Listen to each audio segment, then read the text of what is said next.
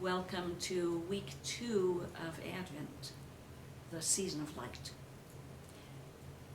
In the last session, we contemplated how the angel Gabriel came to Mary and invited her, asked her for her consent to have Jesus start growing inside her, to be the vehicle through which that great light, that great hope, that great peace would come into the world. We have Mary, a 15-year-old girl or so, quite young, very much having spent such time longing and hoping and praying for the new world to come, the new hope, the healing. She felt all this compassion in her heart for the suffering and wanting to play a part in bringing in new hope, new life, new love into the world. So we had Gabriel, we heard of him coming. He invites her to actually be the one who conceives this light inside her and brings it into the world. And we contemplated how that is the process inside ourselves too, that we are invited to conceive that light inside, to allow Spirit to ignite that flame within us, and to feel the mystery of what it is that is to grow in us and what is going to come forth through us. And it's a great hope and a great mystery and a great longing, and we nurtured that last week. This week in the story,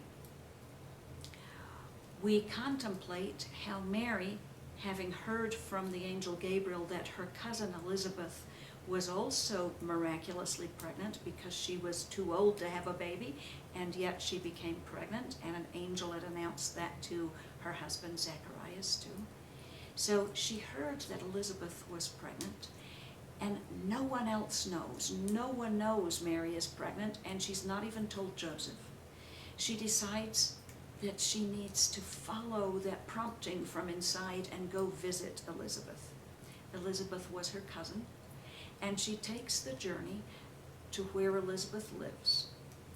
And when she knocks at the door and goes inside, and Elizabeth, who is already maybe in her last 2 months of pregnancy, she's very pregnant, and Mary, who's very newly pregnant and not showing at all, when Elizabeth meets Mary, the baby inside her jumps with joy, experiencing that which is growing inside of Mary.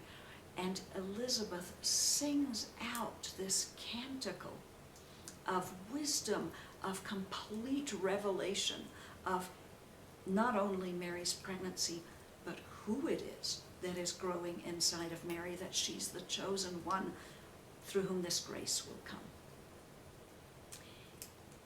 Let's look at, through the reminder of this story, how important it is for us to be with others within whom also that light is growing. Others who can reflect back to us that they see the light growing in us. Others with whom we can celebrate the growth of the light in each other, with whom we can celebrate the light we see growing in the world. So this is the week of contemplating spiritual community.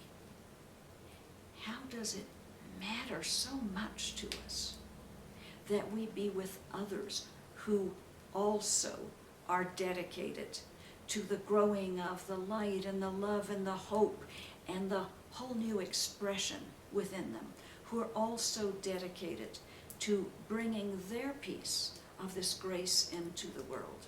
Others within whom we can perceive something growing, and we can tell them that, we can support them in that, we can rejoice with them in that. What a blessing that we don't walk all alone on our spiritual paths. What a blessing to have spiritual companionship, to have others, some who are ahead of us on this path, this journey, some who are coming behind us on it, that we can learn from those ahead, that we can give to those coming behind us, that we can share with our peers on the journey. What a blessing that we can recognize it in others, and we can support and affirm and pray in loving hopefulness for them as well as for that which is growing in us. Let us be grateful at this time, and let us honor those with whom we can walk. And if we don't have any of those, maybe it's time to find our spiritual companionship. Maybe it's time to find our spiritual community and recognize how important and meaningful this is to us at this time. And let us rejoice for each other and accept with humility others' affirmation of the love growing in us. Blessings on this in your life now.